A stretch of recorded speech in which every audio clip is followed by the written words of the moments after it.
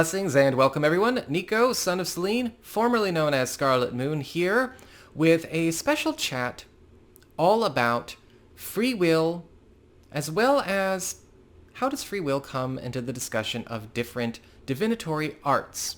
And we might also go into the discussion of astrology versus tarot versus runes versus numerology versus the I Ching. Have a little chat about how this all can work really well, and I want to impart some of my philosophy into this discussion to help people understand the best way to get the most out of these tools and out of these arts, whether you are getting readings, giving readings, getting readings for yourself, doing readings for yourself, or watching them on video, or reading them, however it's going to happen for you. I've actually been at my spiritual practice and studying all of this since 1998, and I've been in business here on YouTube since 2013, so I do have a fair amount to say about all of this. One of the things that I observe that does seem to trouble me a little bit is this idea that fatalism in and of itself is just the name of the game. There is this idea that, okay, if something is fated to happen, regardless of what the outcome is, nobody has a say in it. A person can't alter it, a person can't benefit from it, diminish it, increase it, fortify it, release it, and that we're all just kind of along for a ride. And to me, that is taking life in bad faith. I mean, what's the point in living if it's already decided for you? What's the point in living if you're on a roller coaster that you're just basically there to succumb to anything that is occurring, right? It's a pretty meaningless existence to just be an object in the universe at the mercy of its circumstances. In fact, I actually question the fitness of readers who do operate in that way.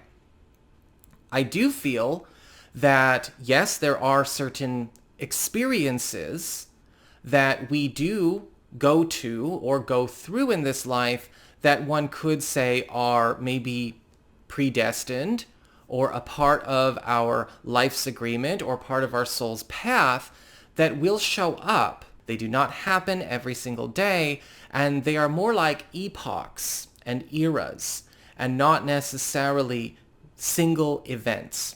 And it's the over-identification with single events that I think creates the distortion around the idea of there being something locked in stone or fated to be in a static way. This is a time where I would like to impart onto you that while there may be such epochs, such eras, and such phases of our life, our actions are still our own.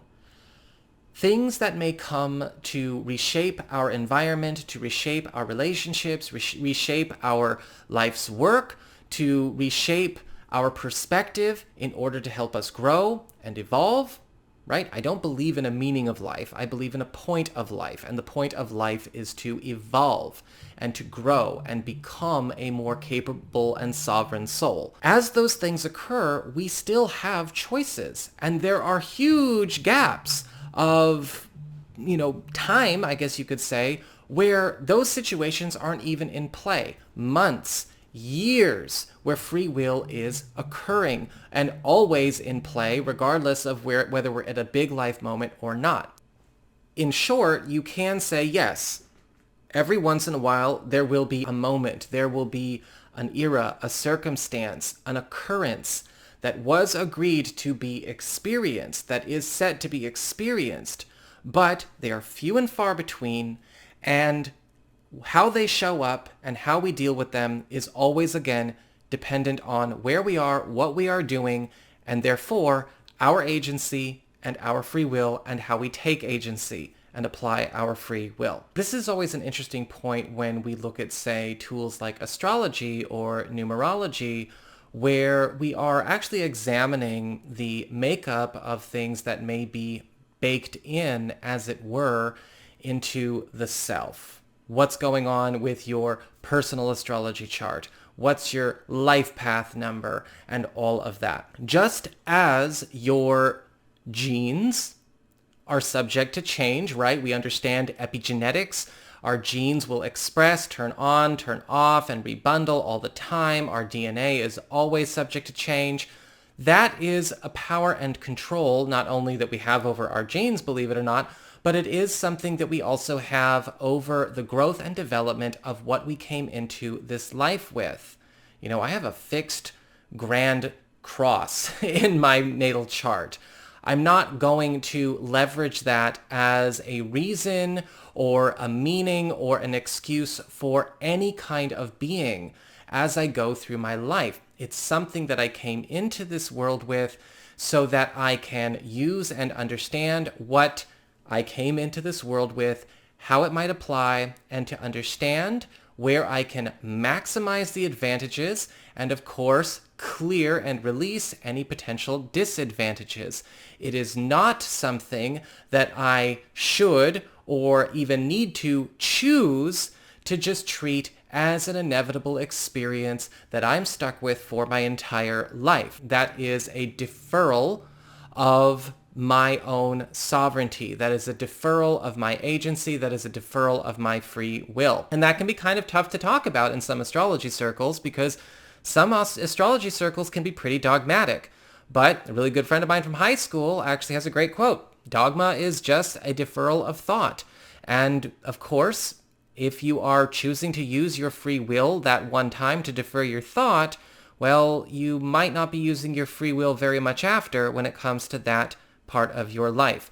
And of course, even those of us who are astrologers know that a certain aspect is going to affect people very differently based on their choices and what they are doing with them now or what they have done with them since. Just as somebody choosing not to.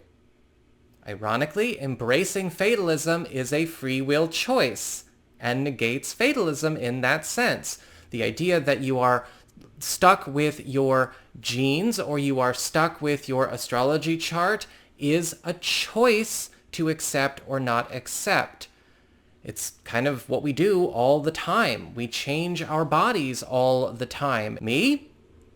Everybody likes my skin. I got to work real hard on this skin because I come from a very, oily setup when it comes to my genetics.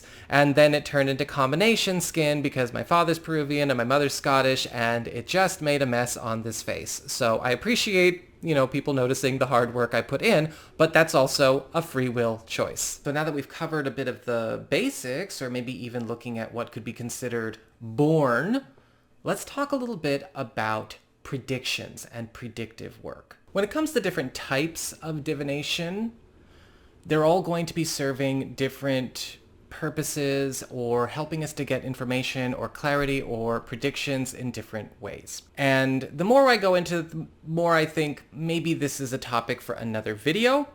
And I know that sure, people may have their favorites or their go-tos and things that they might trust more, whether it's as a reader or as a consumer. But just to understand that these are all different mediums, these are all different tools. Saying one is better than the other is like saying a painting is better than a sculpture just by virtue of the fact that it's a painting. It's a weird value judgment, and it might have a twinge of emotional reasoning to it, which is not a way to approach spirituality. The way any kind of divination works, regardless of whether or not it's tarot or astrology or the I Ching or the runes or anything like that, even numerology, we are looking at examining the trends and the evolutions of alchemy, energy, thought forms, and experiences.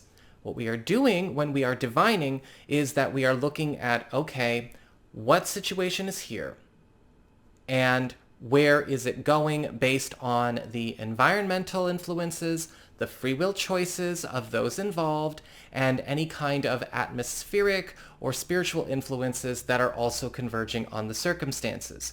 It's kind of like predicting the growth of a tree once we are looking at how we are planting the seed, what kind of seed it is, what kind of tree it's going to be, what soil it's going to be planted in, what the weather is going to do with and for it, right? Is it going to be a seed that needs a lot of sun and is getting planted on a really sunny hill? Does it need a lot of care? Is this something that needs to be looked out for in any kind of way? Are there going to be other trees like it around, right, for cross-pollination? So now we're talking about the traffic. And when we look at all of this stuff with divination, if this diviner is worth their salt, and talent is a big part of this, by the way, they're going to go, okay, look, what's happening here is the cards or the astrology or the tarot is showing us what went into the creation and what goes into the sustainment of the situation. We're looking at a timeline for it. We're looking at what's coming up and what it's made of. And then we can make choices about that situation and decide what the outcome, the next step, the growth opportunities, and the choice points or the junctures this is approaching are and what we are going to do with them. If the tree dies for some reason, it may be possible still to save some of the fruit from that tree to plant a new tree. If the tree gets too big and it needs more help, it needs the soil to get amended, or it needs to be pruned back. Some of the branches are growing in kind of funny, and some of the branches are weighing down other branches, and it's creating, a very top-heavy situation. Might need to decide to do a bit of pruning and adjustment there. How do we want to treat this? If the tree gets sick, do we leave it alone to see if it gets better? Do we actually try to treat the tree however we're going to treat the tree? Aphids or new fruit or again, cross-pollination. And sometimes these things that we get in, say, horoscopes are showing us situations that are bringing us results and outcomes of things that have been happening for a while. And so how we go about handling that or adjusting our course for that or planning a strategy for that is also how we take a front seat, right, and take agency, the driver's seat, in our own future. We are predicting, we are seeing things showing up, what's going to show up here, right? What's going to show up there? Who's popping in here? Who's coming in a few months down the road? Is this a good time for this? Is this not good a time for this? Is this the time to launch? Is it not the time to launch? Is this the time to move? Is this not the time to move? Is he a trustworthy business partner? Or does she have healthy intentions for the relationship? All of that kind of stuff can be gleaned through divination, as well as help understand what choices we can make to, of course, take the advantages, maximize the advantages, and also avoid pitfalls. But that does require participation in our own life and using the insight and having insight to its full effectiveness. You have way more power over your circumstances and whatever may be coming in predictive works than sometimes people would lead you to believe. You've got to watch out for that and watch out for any emotional reasoning that they might be using, because just because something is strong or difficult or hard, it does not necessarily mean it has to break the world or it has to run you over. And just because something is beautiful and wonderful and positive doesn't mean that you should take it for granted or not do your best. We all have a say in how these things affect us. That is the difference between, using these arts as they were intended to be used as a way to gain insight and clarity, as well as to optimize our experience here. We do need to be able to hear the good and the bad and the neutral so that we can make the most informed decisions possible. Never mortgage your free will or give your agency away, especially not to tarot or astrology or the I Ching or to runes or to any kind of divinatory art. At the end of the day, the fated situations may not necessarily show up in the way that, in the same way for two people that may actually be going through them. For, if it's a fated situation, this person is going to move across the country. One person might move from Washington, D.C. to San Diego. Another person might move from Houston to Boston. Same fate, different outcomes. It really all depends on what that person is doing with their free will and how they have built their life circumstances and how they are engaging their life circumstances. So that is all I have to say about this particular matter for now. We might come back and discuss this a bit more in the future, but I thought I would just kind of have a bit more of a casual chat today. If you enjoyed this video, please like, share, and subscribe. You know I appreciate it. And don't forget, if you are ever interested in getting a session with me, you can go on ahead to my website, integrativemysticism.com, or you can simply follow the links in the down bar below. And don't forget, if you are interested in bonus content, I do have, of course, my Patreon and YouTube membership supporter options available as well. So y'all take care, and thank you for dropping by.